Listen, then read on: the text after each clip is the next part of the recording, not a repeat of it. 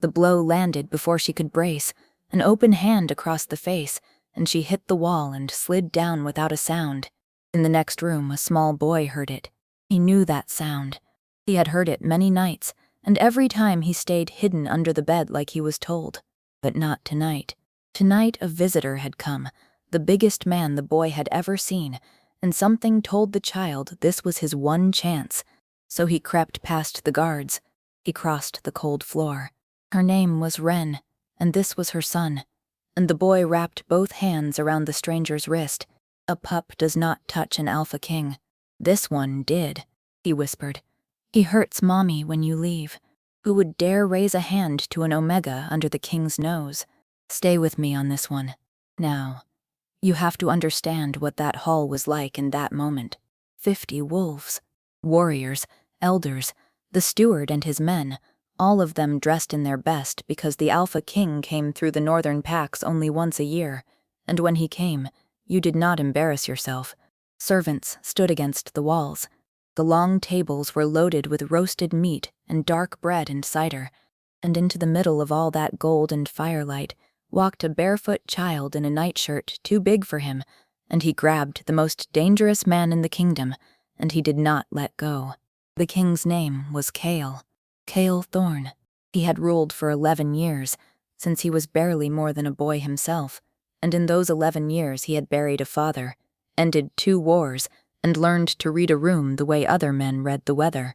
He had learned to trust the small signs, the flick of an eye, the way a hand tightens, the half-beat of hesitation before a man answers a simple question. And in that instant, kneeling down to the height of a frightened pup, Kale felt something move in his chest that he had not felt in a very long time. Not pity. Something older than pity. Something that made the hair on his arms stand up. Say that again, Kale said. His voice was quiet. When a big man goes quiet, the whole world leans in, but the boy never got the chance, because a hand came down on the child's shoulder, fast and hard, and pulled him back. Forgive him, my king. The voice was smooth as oil poured over stone. The child is simple. He wanders. He says things. His mother has filled his head with nonsense. The man doing the talking was the pack steward, the one Kale had left in charge of this outpost pack 5 years running. His name was Bram. Big shoulders, close beard, a smile that never quite reached his eyes. I'll return him to his mother and give her a stern word about keeping him leashed. Now here is the thing about Bram. On paper he was perfect. His reports came on time. His tithes were always paid. His pack was quiet, orderly, obedient. When the king thought of the northern outpost at all, he thought, that one runs itself, and he moved on to the fires that were actually burning. That is exactly how a rot survives. It stays quiet. It pays its tithes. It smiles. It hands you a clean ledger and a warm cup, and it never ever gives you a reason to look twice, and you are a busy man with a kingdom to hold together, so you don't. You tell yourself that no news is good news, but sometimes no news is just a hand held tight over a mouth. Kale did not stand up. He stayed at the boy's level, and he looked past Bram's smooth words to the boy's face, and he saw something no child should wear. He saw a child who had already done the math, a child who knew he was about to be punished for talking, and had decided to talk anyway, because whatever waited for his mother was worse. Kale had seen that face on soldiers, on old warriors who had already made peace with dying, who had stopped bargaining with the world and simply set their jaw and gone forward into the dark. He had never once seen it on a 5-year-old, and it did something to him, seeing it there, on a face that should have known nothing worse than a skinned knee. "What's your name?" Kale said to the boy. Not to Bram, to the boy. The child's eyes flicked up to Bram, then back. That flick told Kale everything. That flick said, I have to check with him before I answer. A free pup does not do that. A free pup answers a stranger with the whole reckless honesty of a child, because no one has ever taught him that the wrong word costs blood. This one had been taught. This one had been schooled in it, the way other children learn their letters. Finn, Finn. Kale let the name sit there. That's a strong name. Do you know who I am, Finn? The king. That's right. And do you know what a king is for? Kale leaned in. A king is the biggest wolf, and the biggest wolf has one job. He protects the ones who can't protect themselves. That's the whole job. Everything else is noise. He said it soft, but he said it so the whole hall could hear, and he watched Bram's smile stay fixed while his eyes went cold. So I want you to tell me, who hurts your mommy? And Bram, God bless his nerve, laughed. A warm, easy, we're all men of the world laugh. The kind of laugh that invites everyone in the room to laugh along, that says surely you and I are too wise for children's tales. My king, the mother is unwell, weak lungs, weak mind. We've all done our best for her out of charity, but she takes fright at shadows, and the child copies her. If you'd like, I'll have her brought so you can see for yourself how far gone she. Yes, Kale said. Bring her. The laugh died, just for a breath. Then it came back, but it came back a half-second too late, and Kale counted that half-second the way a moneylender counts a coin. Of course, though at this hour she'll be confused, she may not. Bring her now, Bram.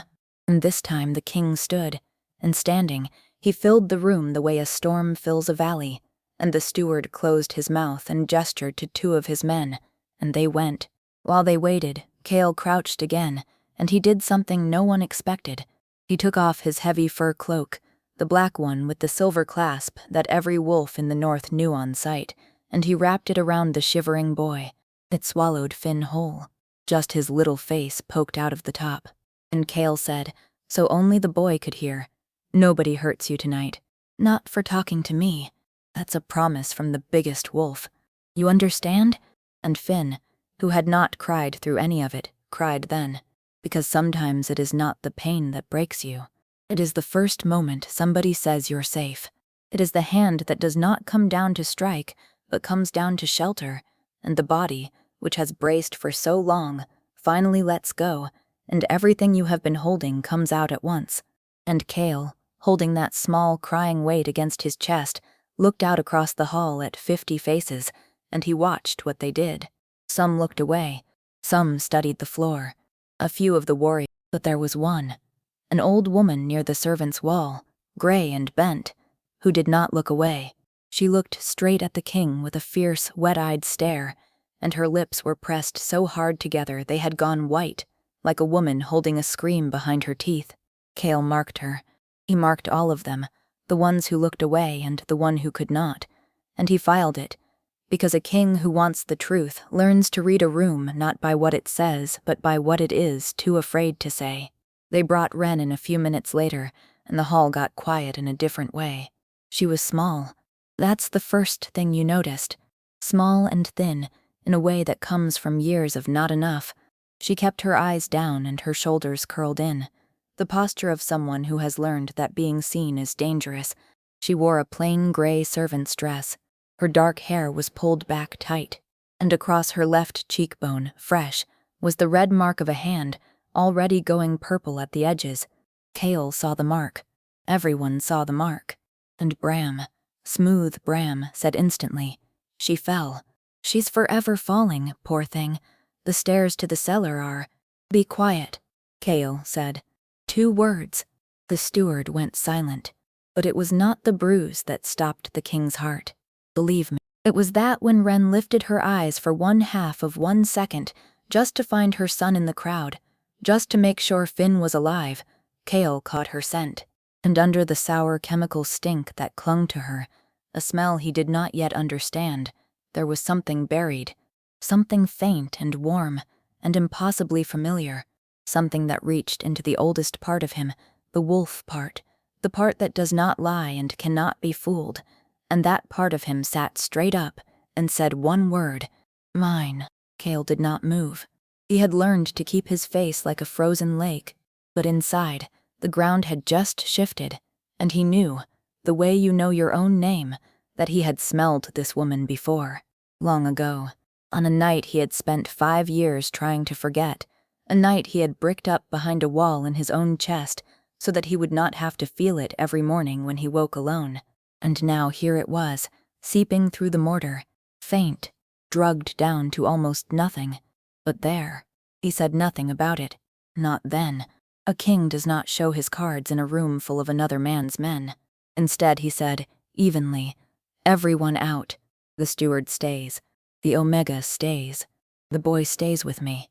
And a hall of 50 wolves emptied because the king said so, and the great doors boomed shut, and now it was 4 people and a fire, and the truth was somewhere in that room, and Chaol intended to drag it into the light. Let me tell you who Ren had been, before, so the rest makes sense. 5 years back, Chaol had traveled these same northern packs, young and newly crowned, still learning the shape of his own power. He had stopped at a border pack for a single night, and at a bonfire, across the flames, he had met a servant girl carrying water, and their eyes had met, and the bond had hit them both like lightning splitting a tree. Fated mates. It is real, and it is rare, and when it happens there is no mistaking it, because your wolf chooses before your mind gets a vote. They had one night. One. They had talked until the stars turned. She had told him about her mother, dead of a hard winter, about the way she wanted, someday, just a small house and a garden, and a door that locked from the inside. He had told her he would come back for her, that he would send riders, that a servant girl could be a queen if the moon willed it, and the moon had clearly willed it. He had meant every word. That is the part he could never forgive himself for later. He had meant it with his whole young heart. Then his advisor found out. The advisor's name was Voss. Old, clever, patient, a man who had served Chaol's father and considered the young king a project to be managed rather than a lord to be served. Voss did not want a nameless border Omega for a queen. Voss wanted a marriage alliance, a Luna he had chosen, a court he controlled. So Voss did what clever, patient men do. He lied. He told the young king that the girl had taken money and fled in the night, that she had laughed about it, that the great fated bond had been a servant's trick to snare a crown. He produced a witness, a bought one. He produced a purse, supposedly the one she'd been paid from. He built the lie the way a mason builds a wall, one careful brick at a time, and he let the young king lean on it until it felt like the ground itself. And Chaol, young and proud and wounded, had believed it, because the alternative, that his own advisor would tear his soul in half for politics, was too big to imagine. Chaol had ridden away and sealed that night behind a door in his heart, and never opened it again. He did not know she had been carrying his child. He did not know Voss had ordered her hidden away in the deepest, quietest, most forgettable pack in the kingdom, handed to a loyal steward named Bram, with instructions to keep her out of sight, out of scent, and out of the king's path forever. He did not know that the first year she had fought it, had tried twice to run, and that both times they had brought her back and made sure she understood, in the language Bram spoke best, that running had a price, and the price was paid by the child. Chaol did not know any of that. Yet, but standing in that fire-lit hall, looking at a bruised woman who smelled of half-buried lightning, and a boy of about 5 with a jaw and a brow that were, now that he really looked unsettlingly familiar, the king felt the first cold finger of a suspicion so large he could barely hold it. "Come here," he said to Ren, gently, as gently as he had spoken to the boy. She flinched. She actually flinched at kindness, and that flinch made something in Chaol's jaw go tight. She came. "Look at me," Chaol said. "My king, she really cannot bear to be." Bram started. "One more word," Chaol said, without turning his head, "and I will have your tongue on that table."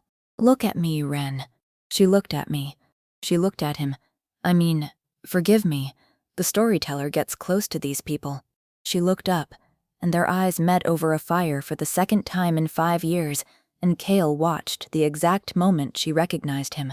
He watched her whole body understand before her mind would let her believe it. Her lips parted. Her eyes filled. And then, terror. Pure terror. Because in her world, the return of this man could only mean disaster. And she looked away fast and whispered, "Please, my king. I don't know what my son told you. He makes things up. Please don't punish him. Please, I'll take whatever you—" "Stop." Chaol's voice cracked on the word, and he hated that it cracked. "Nobody is being punished. Not you. Not the boy." He crouched, bringing himself below her eye line, a thing kings do not do, so that Ren, where were you 5 years ago? And Bram moved. It was a half that Kale had built his whole reign on seeing exactly that, and he rose to his full height in front of your king. With your hand, he tilted his head. How many times have you given her that same order, Bram? And what happens to her when she disobeys? For the first time, the steward's smile was gone completely. Kale did not arrest him. Not yet. He wanted the whole shape of it, and you do not get the whole shape by grabbing the first thread. Pull one thread and the rest of the weave draws tight and hides itself, and men like Voss, wherever they are, get a night's warning to burn their ledgers. No, you find the loom. You find every hand that worked it. So he did something patient, he announced, loudly, so it would travel through the He praised Bram publicly. He clapped the man on the shoulder, and he made himself smile. He played the fooled king, the tired king, and Bram, who wanted very badly to believe he had wriggled free, chose to believe it, because a frightened man believes what lets him keep breathing. That night Kale did not sleep. He sat by his window in the guest tower and he watched the pack, and he thought about a scent, and he thought about a boy's jaw, and he thought about 5 years, and something enormous turned over in the dark. Once, near the middle of the night, he saw a small light cross the yard below, a shielded candle, and a bent shape moving quick and low toward the tower's servant stair. The old woman from the hall. She got as far as the door before one of Bram's men stepped out of the shadow and turned her back, not roughly, just firmly, the way you turn back anyone who has strayed somewhere they should not be. Kale watched her go, and he understood that there were people in this pack who wanted to talk to him and could not, and that fact told him more than any confession. A place where the honest ones have to sneak, and the sneaking gets stopped, is a place with something to hide. The next morning the king began to hunt. Not deer. He hunted the truth, and he was very good at it, and he did it so quietly that no one but Ren understood what was happening. He started with the boy, because children do not know how to lie for long. He took Finn out to the training yard and taught him to throw a wooden knife at a straw target, and while the boy laughed, really laughed, Kale asked easy questions between throws. Where do you sleep, Finn? What do you eat? Who tucks you in? And the answers built a picture. The boy and his mother slept in a cold room off the kitchens. They ate what the servants left. When the king was far away, Bram came at night. On the good nights, Bram only yelled. On the bad nights, Finn hid under the bed and counted, and his mother told him in the morning that she had fallen down the stairs again. There were a lot of stairs in Finn's world. His mother fell down them constantly. Does she? Kale asked, keeping his voice light, watching a wooden knife spin end over end. Only quiet, Finn said, so he doesn't hear. If he hears her cry, he gets madder. The boy threw. The knife stuck. He turned, beaming, wanting the king to be proud, and Kale made himself smile and say, "Good throw. That's a warrior's throw," while inside him a fire started that would not go out for a long, long time. Mira sings, sometimes, Finn added, chasing after his knife. When Mommy's back hurts. She puts the leaves on it, the green ones, and she— Who's Mira? Kale asked, still light, still easy. The old one. In the kitchen.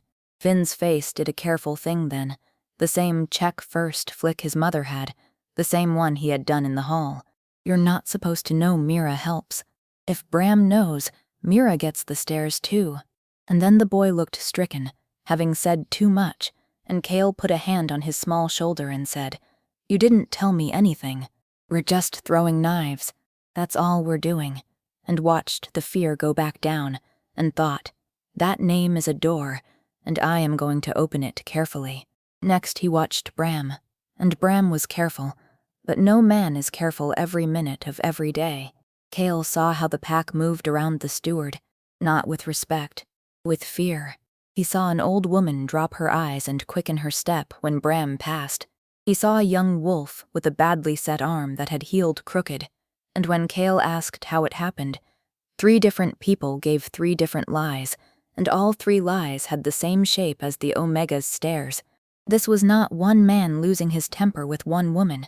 This was a whole pack held down under a boot, and everyone had agreed not to see it, because seeing it was more dangerous than the boot.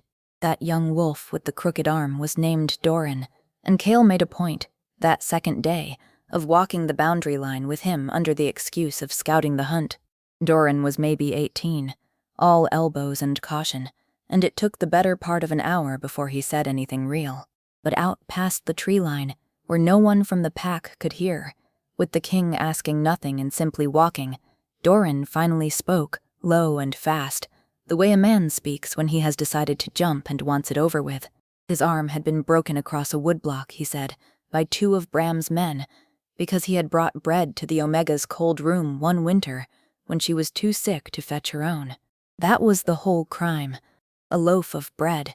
They had broken his arm and set it wrong on purpose, so that every man in the pack would look at the crook of it every day and remember what kindness cost. "There's more of us than you think," Doran said, not meeting the king's eye. "Who'd help her? If it was safe." "It's never been safe," and Cale said, "Quiet." Then she froze when she saw him. He raised both empty hands, slow, the way you calm a spooked animal, and he sat down on the well's stone lip so he would be smaller than her, and he waited. He did not speak first. He let the silence be safe, and after a long while, in a voice like a thread about to snap, she said, "You came back." "I never left because I want," Cale said. "I was told you ran. I was told you took gold and laughed and ran. I believed it. I have hated a woman for 5 years who did nothing but wait for me. Ren, look at me." She did. "Did you run?" Tears, silent, the way her son had learned it from her. "They took me the same night you rode out. Men came. They said the king was ashamed of me. They said if I ever tried to reach you, they'd say I was a spy and hang me, and then who would raise?" She stopped herself. Her hand went to her belly, an old memory of a shape that was no longer there, and Cale's whole world narrowed to that single gesture. "Raise who, Ren?" She broke then, just came apart at the seams. "I couldn't tell anyone.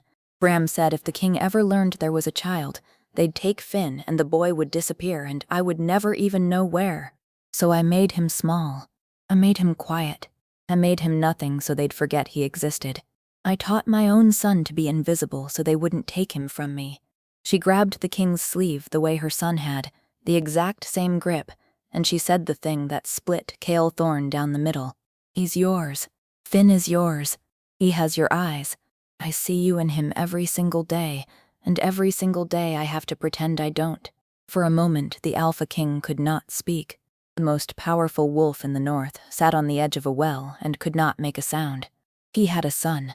He had had a son for 5 years, a son who slept in a cold room and hid under a bed, and had grown up learning to be invisible, while his father sat on a golden chair 300 miles away, believing himself alone in the world.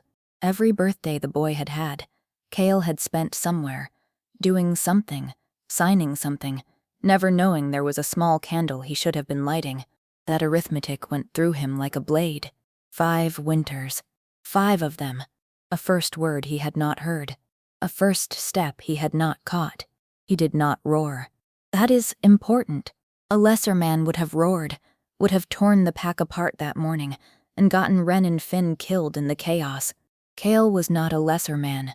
He took Ren's hand off his sleeve and held it in both of his, and he said, very steady, "Here is what is going to happen.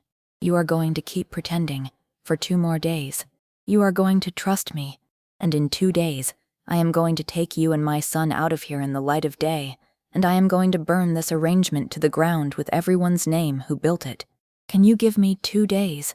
She nodded. She had given 5. She could give 2 more days. And then, because she had learned to think of others before herself in a way that broke his heart, she said, "There's a woman, Mira, and a boy, Doran, with his arm. If it goes wrong, if you leave and it goes wrong, they'll pay for having hoped. Whatever you do it so they're safe, too." And Cale looked at this half-starved woman worrying, at the edge of her own rescue, about the people who had shown her small kindnesses, and he understood exactly what kind of queen the moon had chosen for the north, and he said, "Every one of them. I promise you.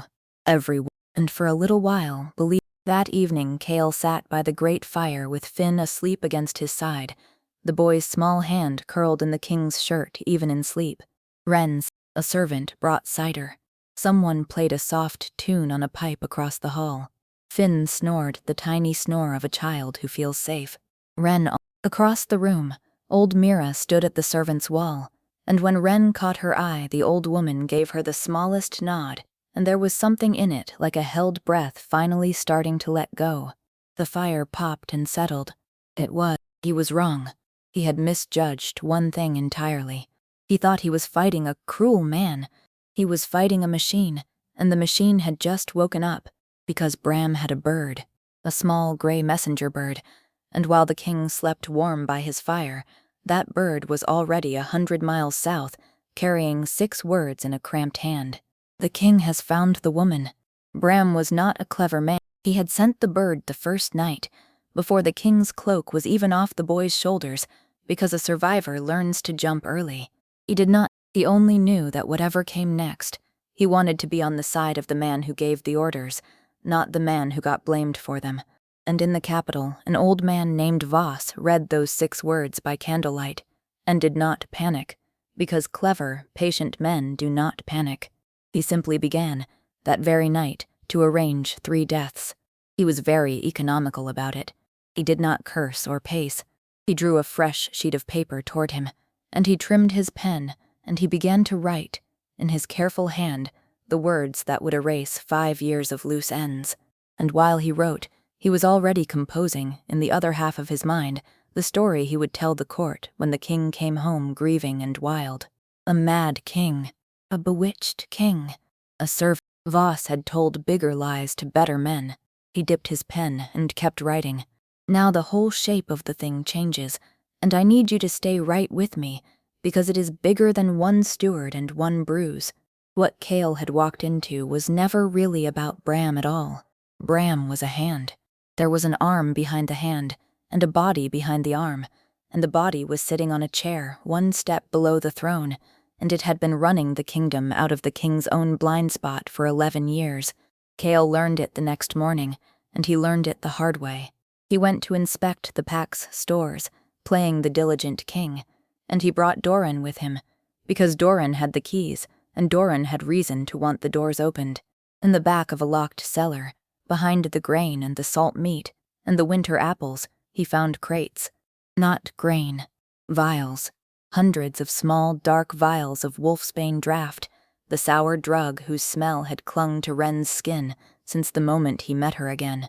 Enough to dose an Omega for 50 years, and stamped into the wax seal of every single crate was a mark Kale knew better than his own hand. It was the seal of the king's advisor. It was the seal of Voss. Doran held the lantern up to one of the seals and went very still. "There's a delivery every season," he said quietly.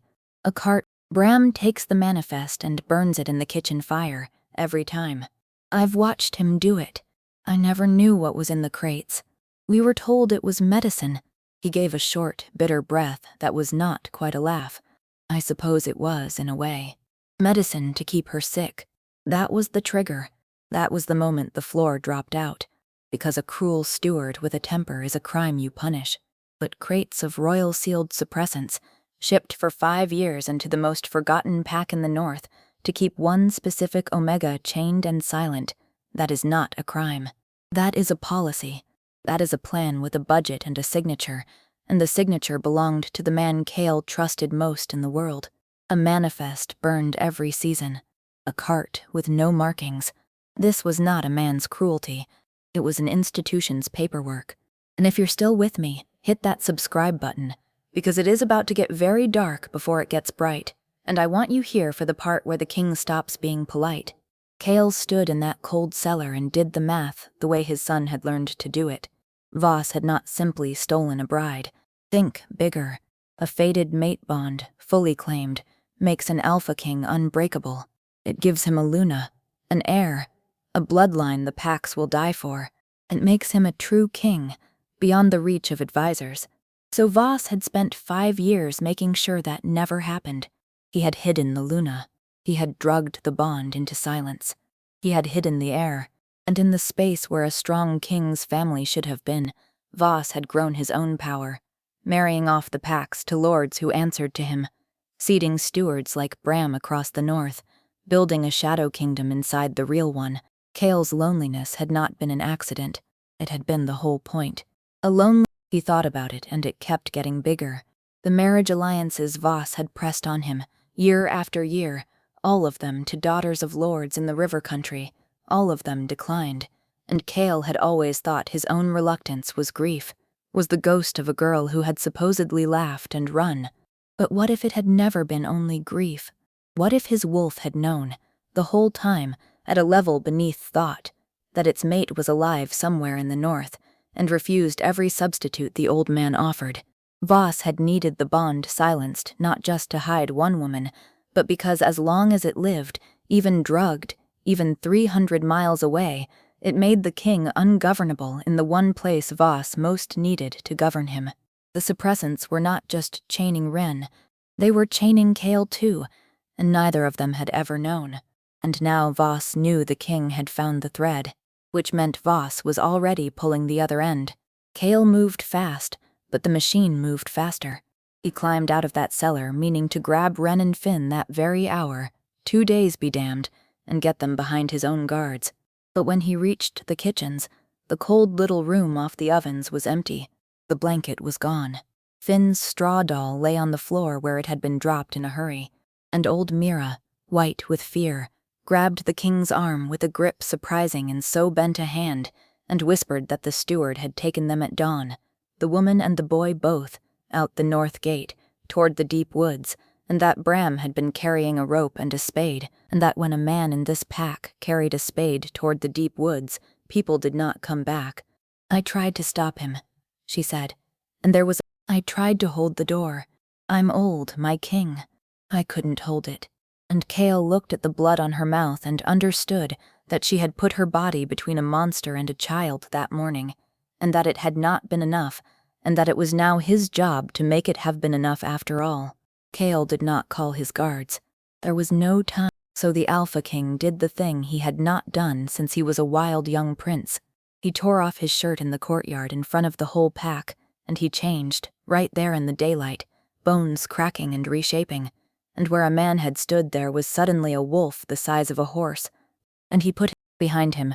Doran was already shouting the honest ones awake, already running for the gate with his crooked arm and a spear, and 6 others were running with him, wolves who had waited 5 years for someone to run toward the trouble instead of away from it.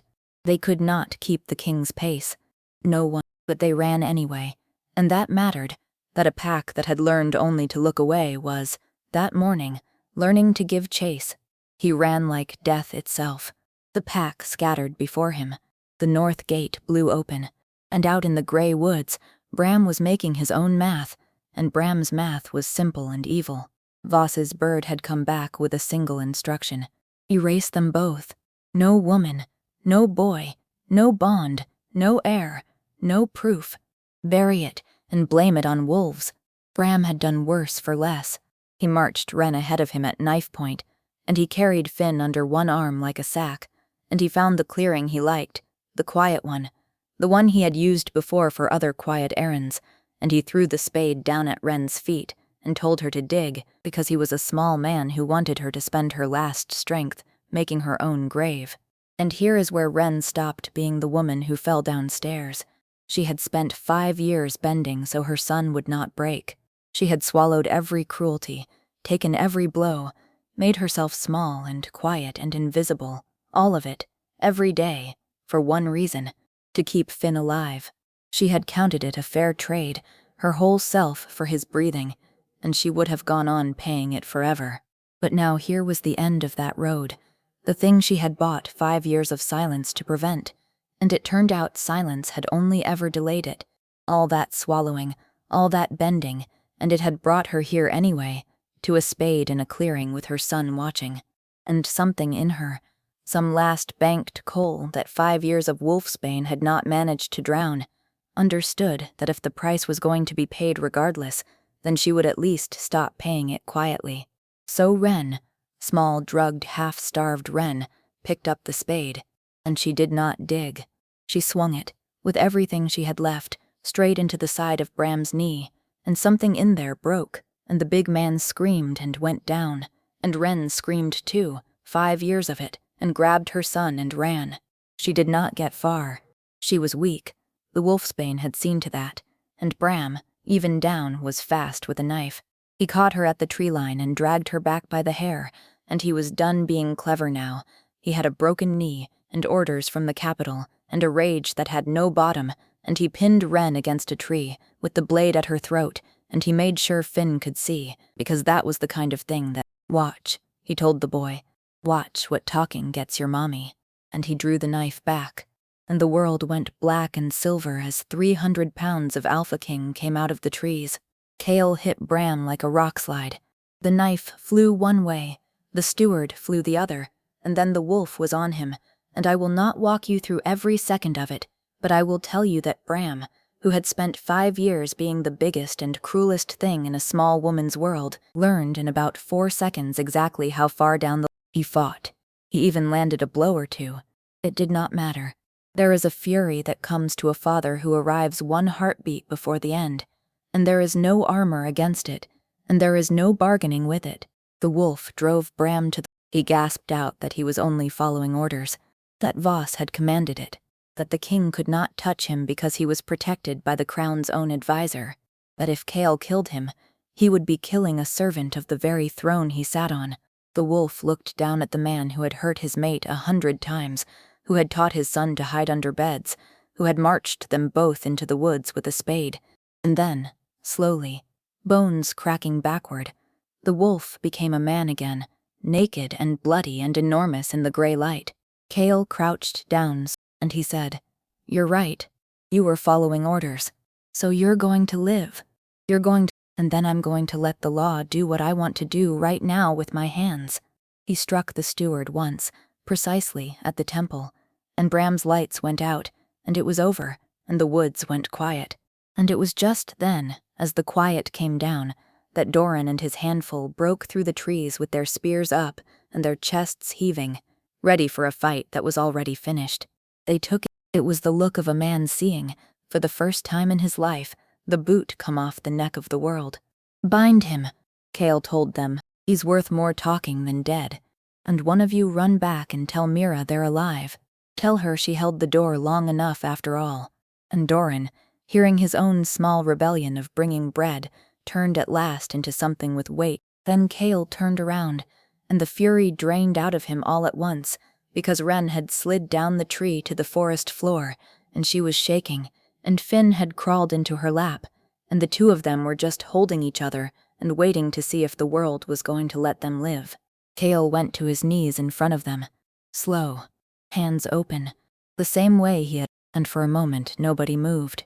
Then Finn, brave, stupid, wonderful Finn, reached out of his mother's arms and put one small hand flat on the king's chest, right over the heart, and looked up with those eyes, Kale's own eyes, and said, "You came. When he left, you came," as if a promise had been kept, as if the biggest wolf had done the one thing the biggest— And Kale Thorne, king of the north, put his hand over his son's tiny hand and held it against his own heart and wept. Right there in the mud. Wept the way you— And Ren reached out with a trembling hand and touched his face, the man she had waited for, and at that exact moment, out here in the woods with no more drugs left in her since dawn, and no more reason to hide, her wolf finally clawed its way up out of 5 years of chains, and the bond snapped fully open between them at last. If you have never— It was like Kale felt her, all of her pain, and her fear, and her ferocious buried love, flooding into him through a door he had believed was closed forever. And she felt him, felt that he had never chosen to leave her, felt the truth of it in her own bones where no lie could reach, and the last piece of the story Voss had built to keep them apart simply dissolved. It knows. It always knew. Their wolves had chosen 5 years ago, and had never once unchosen, no matter what men in the capital decided. "Mine," Kale breathed, forehead against hers, their son's hand still pressed between their 2 hearts. "You were always mine. They stole you. They stole him. They stole all of it, and I am going to take every single day of it back." Say it in front of them, Ren whispered. The pack, the court, everyone who watched me fall down the stairs and said nothing. Say it where they all have to hear. I'll do better than say it, Kale said. And he did. Listen to how he did it. Because this is the part the whole story was promised on. He did not sneak Ren and Finn away in the night to some safe, quiet manor and let the rot keep smiling in the dark. He carried Bram back through the north gate over his shoulder like a sack of grain and dropped him in the center of the great hall in front of the entire pack, and he stood over him, still streaked with mud and blood, and he raised his voice so that it filled every corner of that hall the way it had that first night. For 11 years, he said, I traveled these packs and I trusted the men I left in charge, and I told myself that quiet meant well. I was a fool. Quiet is what fear sounds like. He pointed at the crippled steward on the floor. This man has ruled you with his fists. He has hurt this woman in front of her own child more nights than I can stomach to count. He broke a boy's arm over a loaf of bread. He split an old woman's lip this very morning, and every one of you. I am not here to punish you for your fear. I know now who taught you to be afraid. He let that land, but the looking away ends tonight. Then he called them forward by name, the two he had promised to make safe.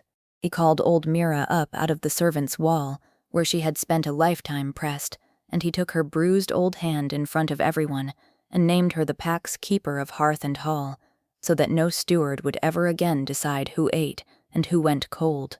And he called Doran with his crooked arm and set him over the pack's guard, because a wolf who broke the rules to bring bread to the starving was exactly the kind of wolf who could be trusted with the power to break rules. The pack watched two people they had been trained to overlook lifted up into the light, and they understood, in a way no speech alone could have taught them, that the order of the world had just been turned right side up. And then he did the thing. He walked to Ren. 5 years ago, the moon bound her to me as my fated mate, my true Luna, and men I trusted tore her from me and buried her here and drugged her wolf to silence so that I would never find her. This is my... And this... He lifted Finn up into the crook of his arm, and the boy blinked out at the sea of faces that had always looked through him. This is my son, my blood, your prince, the heir to the north. A sound went through the hall like wind through wheat. The next wolf, look at them. Look at them well. You will never again pretend you do not see them. And they looked. The whole pack looked at the invisible woman and the invisible boy, and finally saw them. Not to the king, to the Luna and the prince who had been living in the cold room off the kitchens the entire time. Ren stood in the middle of all of it, holding her son and her mate, and she did not curl her shoulders in, and she did not drop her eyes, and she did not flinch. For the first time in 5 years, being seen was not dangerous. Being seen was the whole point. But Kale was not finished, and neither is the story, because a hand is not the arm, and Bram was never the true enemy. Kale put the pack under Doran, and a captain he trusted, sent for his own loyal riders, and brought the whole traveling household south to the capital. He brought Mira, too, because he had learned to keep the honest ones close, and because a woman who would bleed to hold a door was worth 10 courtiers who would open any door for a coin. And he brought Bram in a cage, because Kale intended to keep his promise. He was going to make the steward say the name in front of everyone. The ride south took 11 days, and Kale used them. He did not simply hurry to the capital to have it out. He sent quiet riders ahead, not to Voss, but to men he had bled beside in the 2 wars, pack leaders who owed him their lives and not their advancement, and he called them to the capital to attend the king on a matter of the realm, giving no reason. He wanted the hall full of witnesses Voss did not own. He learned, on that ride, from a river country lord who joined the column, that the marriages Voss had arranged all traced back through the same 3 families, and that those families between them now controlled the... Voss was waiting, of course. Clever. By the time the king rode into the capital, the advisor had already whispered his own version everywhere, that the king had gone mad in the north, that he had taken up with a servant woman who had bewitched him with false claims of a bond, that the so-called prince was a bastard of unknown blood, a peasant boy dressed up to steal a throne. Voss had spent 11 years building a court that he had lords in. He met the... We've been so worried. Come, Rest, let us care for you, and put aside these wild grief-born fancies about— Bring the cage, Kale said. They brought the cage, and inside it was Bram, and Voss's sorrowful face did not so much as twitch, because he was very, very good. A criminal, Voss said smoothly. A steward who abused his post. Execute him by all means, my king, but surely you don't take the word of a condemned brute over your own faithful advisor of 11. Bram, Kale said, ignoring him entirely, turning to the cage. You wanted to live. Here is the price of living. Whose seal is on the wolfsbane crates in the northern cellar? Who ordered an omega drugged and hidden for 5 years? Who sent a bird ordering a woman and a child buried in the woods? Say the name, and you keep your head. Stay silent, and I give you to her. He pointed at Ren. And she has 5 years to collect. And Bram, who was a coward all the way down, looked at the king, and looked at the small, fierce woman whose knee he had ruined, and looked at his own future, and he made the only choice a coward ever makes. He pointed a shaking finger through the bars, straight at the old man in the fine robes, and he screamed, Voss! It was Voss! Every order, every crate, every coin, it all came from him. He's been running the north behind your back for 11 years. Ask the lords of the river packs who they really answer to. Ask him about the marriages. Ask him about your father. That last, because it turned out Voss had one more secret, the biggest one, the one under all the others. Kale's father, the old king, had not died in his sleep as everyone believed. He had begun, near the end, to suspect his advisor. He had begun asking questions about the river packs and the he had, in the last month of his life, quietly. The old Bram did not know the details, but he knew enough to say the words, ask him about your father. Kale crossed the— He did not shout. Remember, I trusted you, Kale said. The way a boy trusts. You knew that. You built everything on it. You made me lonely on purpose, so I would never stop needing you. You took my mate. You took 5 years of my son's life. And now this animal tells me you took my father too. He was close now, close enough to whisper, but he did not whisper. He let it carry to every corner. Give me one reason it isn't true. Look me in the eye. Go on. Lie. And Voss opened his mouth, and nothing came out. Because a mate-bonded alpha king in his full power is a very hard thing to lie to, and Voss had spent 11 years making sure Kale never got his full power, precisely because he knew this moment would come, if he ever did. The old man's silence was the loudest confession the court had ever heard. Lords who had bent to Voss for a decade watched him stand there with his mouth open and nothing behind it. And they did the math too. Everyone was doing the math now, and one by one they stepped away from him, the way people step away from a man they have just realized is already dead. Kale did not kill him with his hands, though he wanted to, the way he had wanted to with Bram. He was a king, and he had learned the difference between justice and revenge from watching what the lack of that difference had done to his father's court. He had the 3 river families were called to account, their arranged marriages unmade where they could be unmade. It took months. Justice done properly always does. But Kale did it properly, every knot of it, because he had learned what happens to a kingdom when a king is too busy or too trusting to pull the whole thread. Voss was stripped of his name and his seal and his lands, and he was sent to spend what remained of his clever, patient life in a cold stone cell in the far north, in a pack that answered directly to the king, where he could be quiet and forgotten and invisible. Bram kept his miserable head, as promised, but spent the rest of his days breaking rock in that same cold place, close enough to Voss to remember every day who had used him and thrown him away. Kale keeps his promises. All of them. The dark ones, too. And then the storm was over. It did not all heal in a day. I would be lying to you if I said it did, and this story has had enough lies in it. Ren's, for months she would— Her wolf, freed at last from 5 years of wolfsbane, was thin and shy and slow to trust even her own strength, and it took a full turn of seasons before she could change without pain, before the animal in her stood tall again. The body remembers what it was taught. The healing of it is not a moment. It is 1,000 ordinary mornings where nothing bad happens, stacked one on top of the other, until the mind finally believes the pattern has changed. But those ordinary mornings came, and they kept coming. Ren was made Luna of the North, not in a cold hall full of frightened wolves, but in a bright one full of free ones, and she ruled beside Kale with a particular ferocity, because she knew, better than any highborn queen ever could, exactly what it looked like when a quiet pack was really a suffering one. She kept Mira beside her as her own chosen keeper, and the two of them, the old servant and the once invisible Omega, became the two people in the whole kingdom that a frightened wife or a hungry child could get a message to, and they made sure everyone in the north knew it.